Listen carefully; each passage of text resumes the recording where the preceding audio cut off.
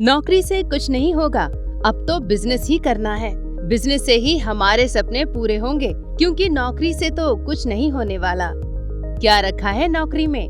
करना है तो अपना बिजनेस करो। दरअसल दोस्तों, आजकल हर कोई ऐसा कह देता है और बिना कुछ जाने बिजनेस में घाटा हो जाता है। लेकिन क्या आपको पता है कि महाभारत में भी बिजनेस के बारे में बताया गया है, जिसको मंकी गीता के नाम से जाना जाता है। चलिए जानते हैं कि महाभारत में बिजनेस के बारे में क्या बताया गया है। महाभारत में अनेक रहस्यों और नीतियों के बारे में बताया गया है और भगवान श्री कृष्ण ने अर्जुन को गीता का उपदेश देकर इस लोक और परलोक की सभी स्थिति के बारे में बता दिया है। लेकिन भगवान ने संसार में धन को कमाने और इकट्ठा करने के बारे में नहीं बताया है।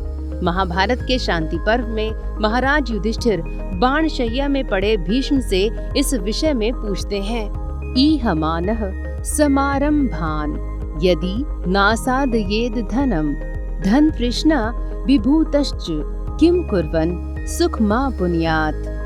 अर्थात युधिष्ठिर जी कहते हैं कि यदि कोई मनुष्य धन की इच्छा से अलग अलग व्यापार करता है और खूब मेहनत करता है, लेकिन फिर भी उसे धन की प्राप्ति नहीं होती है, उसकी मेहनत का कोई फल नहीं मिलता, इसका क्या रहस्य है?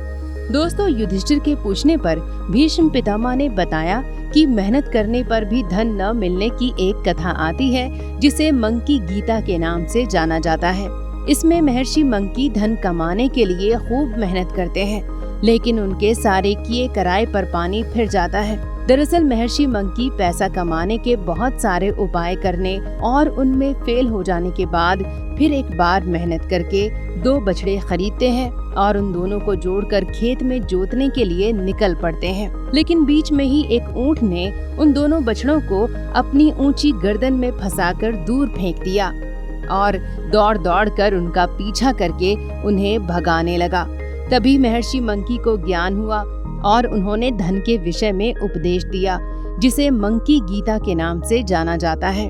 महर्षि कहते हैं कि मनुष्य कितना ही चालाक क्यों ना हो और जो उसके भाग्य में नहीं है, उस धन को वो कितनी भी मेहनत से पाने का प्रयास क्यों ना करे, वो तब भी नहीं पा सकता। पहले तो मैंने खूब मेहनत की, लेकिन उसमें मुझे हर बार नुकसान ही हुआ, लेकिन फिर भी मेरी धन की इच्छा का अंत नहीं हुआ। मैंने फिर से इन बछड़ों से धन कमाना चाहा, लेकिन मेरी किस्मत ने फिर से नुकसान करा दिया। अगर आपको हर बार बिजनेस में घाटा हो रहा हो, तो जरूरी नहीं कि आपने मेहनत नहीं की, और कई बार हम ये सोच भी लेते हैं कि हमने अपना 100% नहीं दिया। क्या पता आपके भाग्य में वो रहा ही ना हो, क्योंकि जिसके लिए आप इतनी मेहनत कर रहे हैं और वो किसी और के लिए है, तो उसमें भगवान खुद बाधा डाल देते हैं।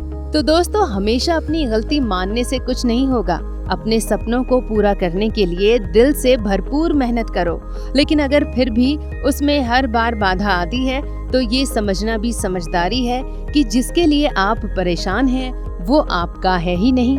तो दोस्तों, उम्मीद है कि महाभारत में बताई गई बिजनेस टिप को आप जरूर फॉलो करेंगे और एक दिन अपने सपनों की उड़ान तक पहुंच ही जाएंगे। अगर आपको हमारा ये वीडियो पसंद आया हो तो इसे लाइक और शेयर जरूर करें, और हाँ, ऐसी ही सनातन धर्म की जानकारियों के लिए हमारे चैनल को सब्सक्राइब करना ना भूलें। धन्यवाद आपका।